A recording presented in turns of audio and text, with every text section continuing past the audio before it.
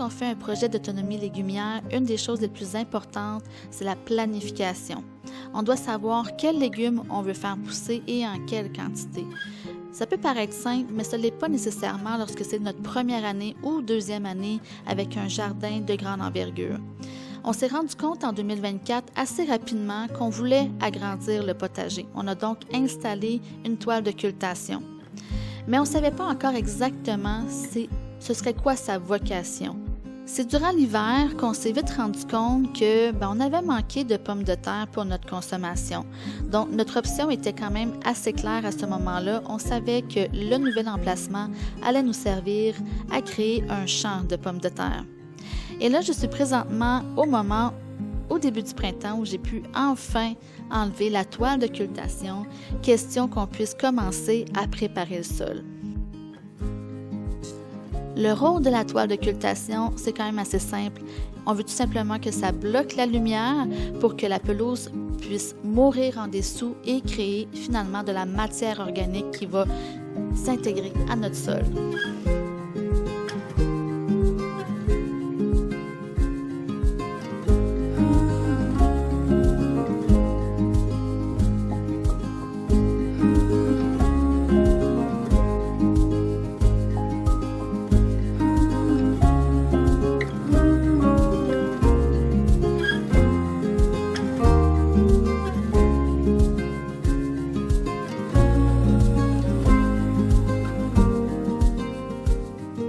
Et pour la première année, comme notre sol était très dense, très compact, on a choisi de faire la location d'un rotoculteur pour nous aider à ameublir le sol.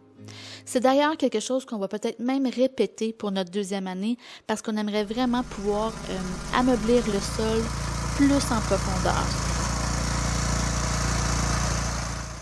Pour la plantation des pommes de terre, c'est quand même relativement simple.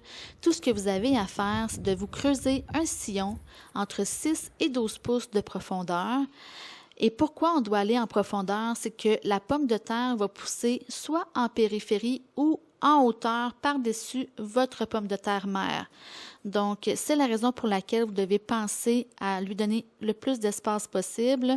Et puis, vous allez les déposer avec les germes vers le haut. Vous allez les espacer d'environ 8 pouces entre chaque pomme de terre. Summer comes and goes, they say. But with you, darling, it only stays. As sure as a new sunrise, forever in your lane. Une fois que vous avez terminé de déposer vos pommes de terre dans votre espace, vous avez simplement à les rebuter. Et là, c'est vraiment important de faire une butte parce que c'est ce qui va vous permettre d'avoir le plus de terre possible au-dessus de votre pomme de terre mère. The sun is low, but it's not lost. We got time to waste tonight. Let's find a place for only you and I. It's sure as a new sunrise, and as white as the moon is at night. It's sure as a new. Au milieu de l'été, ça peut devenir important soit de rembuter de nouveau pour remettre de la terre supplémentaire sur votre butte ou encore de mettre un paillage que moi j'ai choisi de faire cette année parce que vous devez vous assurer de protéger vos pommes de terre de la lumière du soleil. Et comme elles poussent en hauteur, c'est pas impossible qu'éventuellement elles puissent paraître à travers les buttes de terre. Donc on veut vraiment les renchausser ou mettre du paillage pour les protéger du soleil.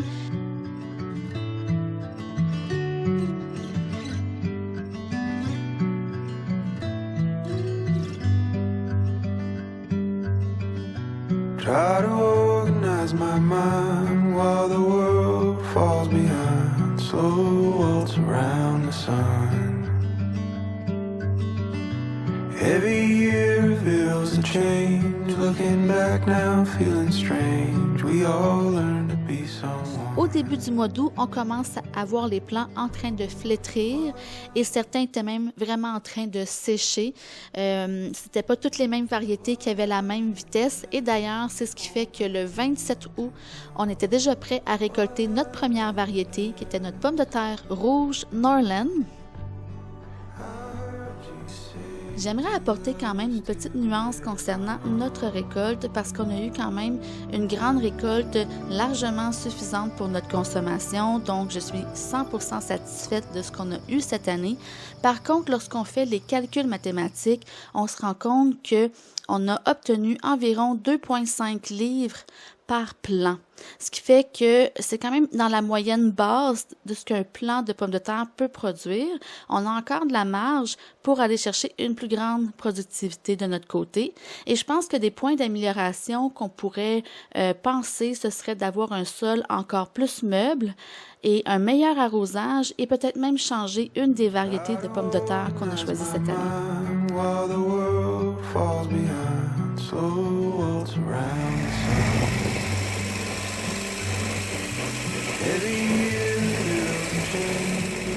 J'en profite aujourd'hui parce qu'il fait vraiment beau.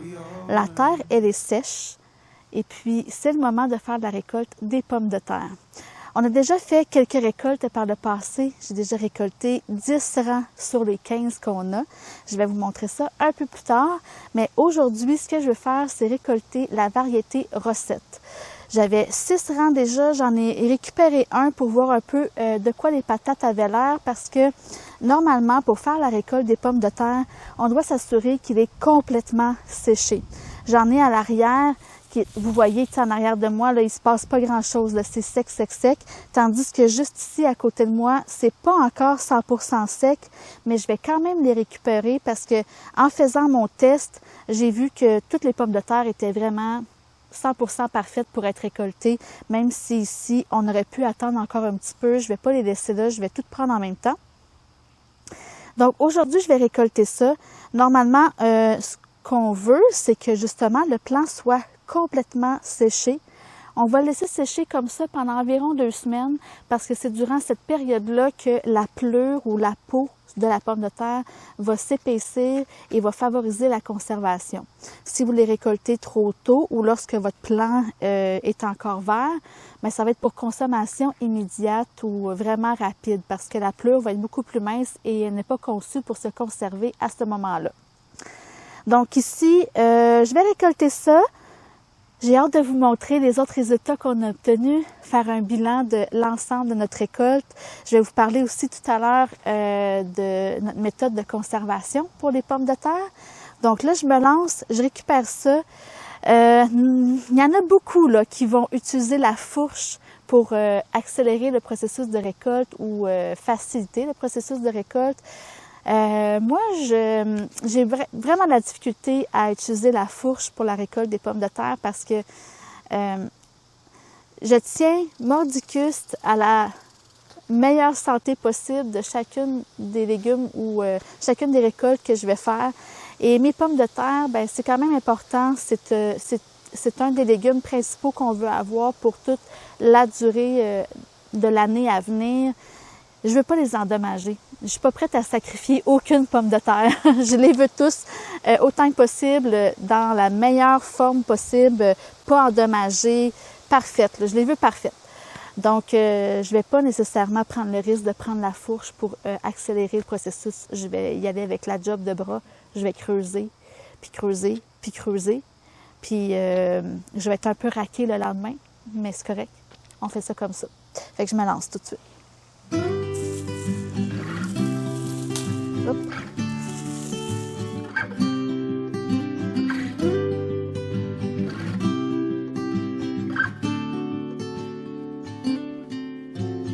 Taking my time as the sun it shines on me and everyone that has come to find this world is cruel, but there's nothing new. Living in the moment is the only truth. But let's go slow. Living in the moment is the only truth. But let's go slow.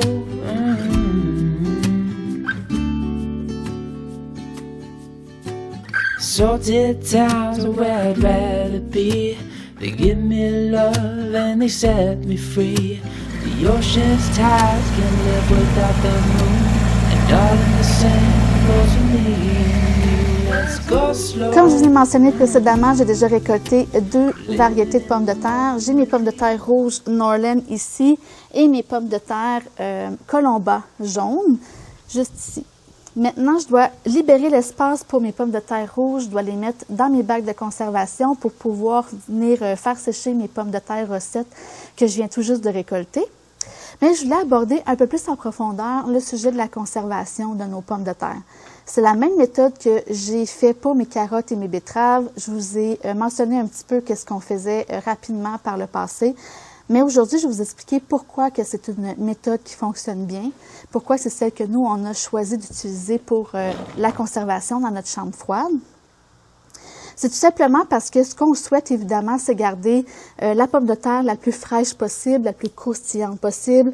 On ne veut pas qu'elle puisse ratatiner ou flétrir finalement au fil du temps. Et pour ça, il faut lui donner l'environnement adéquat. Donc, l'environnement dans lequel elle se trouvait au départ autant que possible. Dans la terre, c'est un endroit qui est sombre, à l'abri de la lumière, et un endroit qui est relativement humide également. C'est ce qu'on veut répéter comme condition pour pouvoir la garder la plus intacte possible. Donc, nous, on va choisir d'avoir un bac noir, opaque, comme celui-ci, qui va pouvoir garder les pommes de terre à l'abri de la lumière. Et pour ce qui est de l'humidité, bien, c'est là que tout va se jouer. Parce que si on la laissait directement dans la chambre froide, dans un bac ouvert, pas de couvercle, bien, elle se trouve dans l'environnement général de la chambre froide, qui va avoir une température quand même très fraîche, de moins de 6 degrés là, chez nous. Ce qui va quand même aider aussi à faire en sorte qu'elle ne va pas germer facilement. Mais c'est quand même un taux d'humidité qui n'est pas suffisamment élevé pour empêcher qu'elle puisse flétrir. Et comment est-ce que la pomme de terre va flétrir? C'est que si son environnement n'est pas assez humide, on lui donne l'opportunité d'évaporer son humidité qu'elle contient à l'intérieur. Et si on fait ça, bien, automatiquement, elle va rapetisser, elle va flétrir et puis elle va être moins intéressante finalement. Si on a un environnement qui est déjà saturé en humidité, donc qui se rapproche du 100%, là, qui est au-dessus de 90%, bien, on ne lui donne pas vraiment l'opportunité de pouvoir évaporer sa propre humidité. Elle va la conserver à l'intérieur et elle va maintenir sa forme et en fait son côté croustillant du départ. Donc, ce qu'on veut faire, c'est vraiment d'avoir un environnement très, très humide. C'est pas possible de l'avoir dans votre environnement autour de vous. C'est pas assez humide pour ça. C'est pas possible de l'avoir directement dans une chambre froide. En tout cas, pas dans la nôtre, là, qui est fait, qui est pas une cave finalement, mais qui est vraiment une chambre froide qu'on a créée nous-mêmes. C'est pas assez élevé. Le bac ici, si on la met à l'intérieur, jumelé avec de la ripe de bois, mais la ripe de bois va permettre de garder toute l'humidité dans l'environnement qui est le bac. Donc, en faisant des étages de ripe de bois, de pommes de terre, de ripe de bois et de pommes de terre, sans qu'elles se touchent entre elles, bien, chacune va pouvoir garder son état intact comme celle-là pendant tout l'hiver jusqu'au printemps. Puis j'ai hâte de voir si on va se rendre jusqu'à la prochaine récolte ou non, parce que théoriquement, on va avoir suffisamment de pommes de terre pour se rendre jusqu'à la prochaine récolte. Mais est-ce qu'elle va être aussi belle à ce moment-là? J'ai hâte de voir. L'année dernière, on ne s'est pas rendu jusque-là, on n'avait pas assez. Mais normalement, ça devrait bien fonctionner. Donc, la ripe ici de bois qu'on a, c'est une ripe de conifère. Et puis, on pourrait penser qu'elle pourrait pourrir, mais non, ce n'est pas quelque chose qui va se composter facilement. Donc, ça va rester quand même assez intact. Et on choisit cette méthode-là plutôt que le sable parce que c'est beaucoup plus léger. Donc, déjà, ça va faire un bac relativement lourd avec toutes les pommes de terre à l'intérieur. Donc, si on peut s'aider au moins en ayant de la ripe de bois au lieu du sable, c'est quand même une bonne option. Et ça se vend vraiment en gros cubes. Donc, nous, on avait des gros cubes comme ça ici qui étaient bien, bien, bien compacts et c'est vraiment pas dispendieux non plus. Donc, c'est un peu ce que je voulais vous expliquer par rapport à la conservation, c'est important de vraiment essayer de contrôler le plus possible le taux d'humidité dans lequel elle va se retrouver. Et un frigo, une tablette de garde-manger ou tout simplement libre dans la chambre froide, ce ne serait pas suffisant. On pourrait lui donner vraiment l'opportunité d'évaporer son humidité et elle va ratatiner au fil du temps. Donc, testez-le de votre côté. Peut-être que vous allez voir à quel point c'est efficace comme méthode de conservation. Nous, on l'utilise aussi pour carottes rutabaga. Et d'ailleurs, les rutabagas, je vais aller dans la chambre froide. Je vais vous montrer. J'en ai encore de l'année dernière qu'on a récolté autour du mois de novembre l'année passée.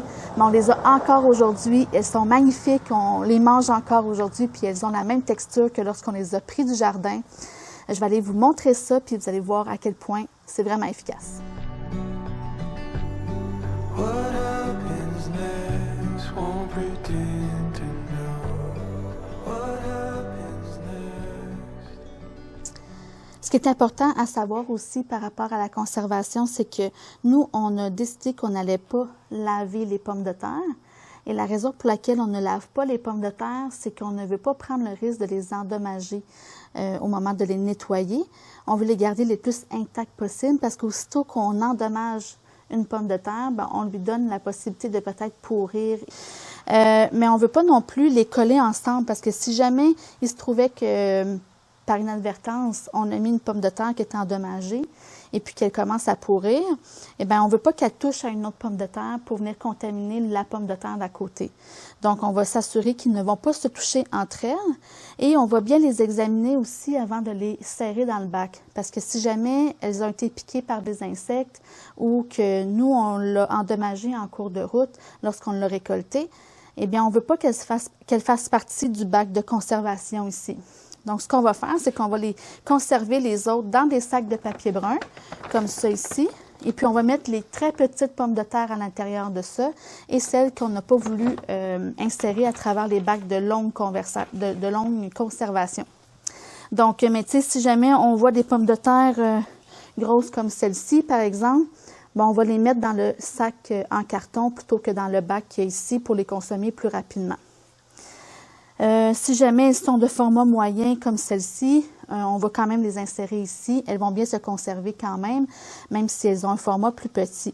Mais évidemment, on va vouloir mettre les grosses pommes de terre en premier pour pouvoir consommer les formats moyens dans un premier temps. Donc, c'est des petits détails que je voulais vous mentionner. Chacun utilise un peu sa méthode, mais de notre côté, c'est ce qui fait le plus de sens pour nous, pour s'assurer de mettre les chances de notre côté pour avoir une conservation qui va durer vraiment le plus longtemps possible. Je vous retrouve dans la chambre froide parce que je voulais vous montrer notre méthode de conservation dans les bacs. J'ai présentement encore des rutabagas que j'utilise depuis l'année dernière. Et puis, je voulais quand même vous montrer de quoi ils avaient l'air pratiquement 1 an plus tard. Là, je ne sais pas combien il m'en reste, mais je veux justement faire le ménage dans ça parce que j'ai des nouveaux rutabagas que je veux entreposer. Et puis je veux comme mettre les plus vieux sur le dessus puis mettre mes nouveaux dans le fond. Mais ici, j'en ai un petit. Il n'est pas très, très gros. Puis malgré qu'il ne soit pas gros, il s'est quand même bien conservé. Tu sais, c'est dur, là. C'est presque la même chose que quand on le récolte. C'est à peine un petit peu, c'est même pas mou en fait, c'est même pas mou, c'est parfait. J'essaie d'en trouver d'autres. Ici j'en ai un.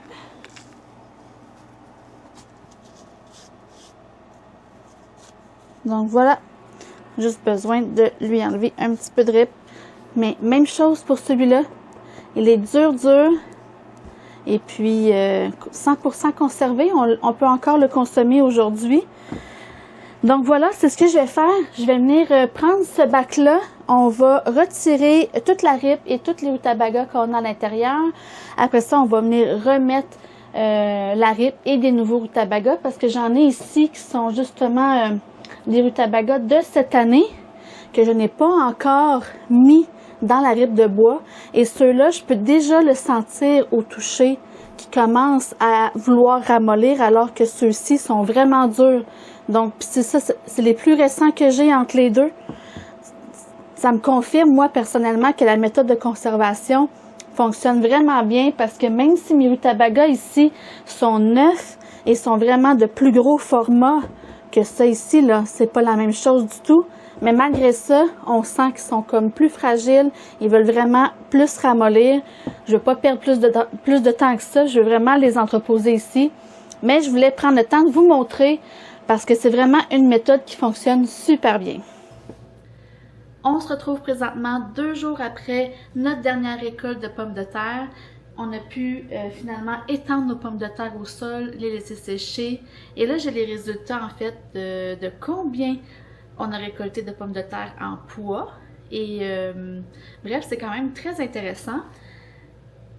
Les pommes de terre recettes, je dirais, c'est celles qu'on a récoltées dernièrement. C'est une petite déception quand même par rapport à l'année dernière. Les formats de pommes de terre sont, je dirais, quand même relativement petits. C'est sûr qu'il y en a des grosses au travers, mais on espérait quand même avoir des plus gros formats. Et lorsqu'on regarde aussi les résultats en poids, ben ça se reflète bien. La raison aussi, peut-être, je sais pas, ils ont germé un peu plus tard que les autres. On les a récoltés pas nécessairement beaucoup plus tard par contre que les autres variétés. Peut-être qu'elles auraient pu grossir un peu plus. Qui sait? On ne sait pas, on a préféré les récolter tout de suite parce que l'année dernière, on avait fait 2 récoltes différentes, une un peu plus tôt puis une vraiment plus tard. Et puis dans notre deuxième récolte, on a eu beaucoup plus de pertes causées par des insectes qui avaient mangé les pommes de terre. Il y en a certaines qui étaient vraiment pourries aussi. Donc cette année, on s'est dit qu'on n'allait pas repousser trop notre récolte de pommes de terre. On préférait la faire un petit peu plus tôt. Donc vraiment 2 semaines, pas plus, après que le plant soit vraiment sec, on a récolté. On n'a pas attendu plus longtemps. Peut-être que si on avait attendu plus, ça aurait grossi encore, mais encore là, je suis pas vraiment certaine. Je pense qu'à ce point-ci, les pommes de terre ne grossissaient pas tant que ça. C'était plus la peau qui s'épaississait pour une meilleure conservation. Donc, peu importe, ça reste que c'est quand même très satisfaisant quand même. Si je décortique le tout, on a eu finalement environ 175 livres de pommes de terre recettes, mais 175 livres sur 6 rangs. Puis par rang, il y avait toujours 13 ou 14 plants, mais sur nos 6 rangs, on a eu 175 livres, ce qui nous amène autour de 29 livres par rang. Ensuite, la deuxième variété qu'on a récoltée, c'était nos colombas, les pommes de terre jaunes. À ce niveau-là, on avait 5 rangs et puis on a récolté 175 livres aussi. Donc, ça nous faisait environ 35 livres par rang, ce qui est quand même 5 livres de plus, 5-6 livres de plus que les patates recettes. Et puis, les formats sont quand même vraiment intéressants au niveau des pommes de terre Colomba. C'est sûr que c'est varié comme toujours, mais il y a quand même des beaux formats dans cette variété de pommes de terre-là. La seule chose présentement, c'est que depuis qu'ils sont dans le garage, j'ai tendance à observer qu'ils veulent un peu verdir. Ils ont l'air plus sensibles à ça parce que dans le garage, ça reste qu'on n'est pas à l'abri de la lumière. Il n'y a pas de lumière vraiment directe tant que ça qui va rentrer dans le garage. Mais j'observe un peu ça. Donc là, tout de suite après la vidéo, je vais ranger tout ça dans les caisses de conservation pour m'assurer que ça reste comme que c'est là puis que ça va pas verdir plus que ce que j'observe. Ce que j'observe, c'est pas nécessairement très grave, là, mais on veut pas que ça verdisse plus que ça. Ensuite, cette semaine, on a mis en conservation dans nos boîtes de conservation nos pommes de terre rouges, Norland. Et cette variété-là, on avait 4 ans. Et puis, on a eu 160 livres de pommes de terre, ce qui veut dire une moyenne de 40 livres par an. Donc, c'est notre variété qui a été la plus productive des 3. Par contre, théoriquement, celle qui devrait se conserver le plus longtemps, ce serait la pomme de terre recette. La peau est vraiment plus épaisse sur cette pomme de terre-là par rapport au rouge et au jaune. Mais on va voir, on va l'observer au fil du temps. C'est notre 2e année seulement, donc on continue d'être vraiment dans notre rôle d'observateur et on prend des notes pour voir qu'est-ce qui se passe, comment ça fonctionne. Ce que je voulais mentionner donc, c'est qu'on a un total d'environ 510 livres. Donc on a plus que 500 livres de pommes de terre présentement. Vous allez sûrement vous dire, wow, c'est beaucoup de pommes de terre, particulièrement pour 2 personnes. Nous, on est seulement 2. En fait, c'est ça. C'est que l'année dernière, on a manqué de pommes de terre. Cette année, on ne voulait pas en manquer. Je pense que là-dessus, on a certitude qu'on ne va pas en manquer. Par contre, on veut en consommer plus que notre consommation régulière par le passé parce que on veut s'adapter un peu plus au changement de saison et consommer davantage les légumes de saison, ce qui veut dire que cet hiver, on veut consommer plus de pommes de terre, de rutabaga, de carottes, de betteraves, toutes les choses qui se conservent super bien, super facilement dans la chambre froide. On va devoir comme adapter notre alimentation vers ces légumes-là, puis varier avec ceux qu'on a en congélation ou en conserve pour ceux qui sont pas de saison. Mais ça reste qu'on veut quand même consommer plus de pommes de terre qu'on en consommait avant, donc on veut s'assurer que ça va être suffisant. Mais l'autre point qui est à ne pas négliger, c'est qu'avec la quantité de pommes de terre qu'on a, on va être en mesure probablement de pouvoir utiliser nos propres pommes de terre pour la plantation du printemps prochain.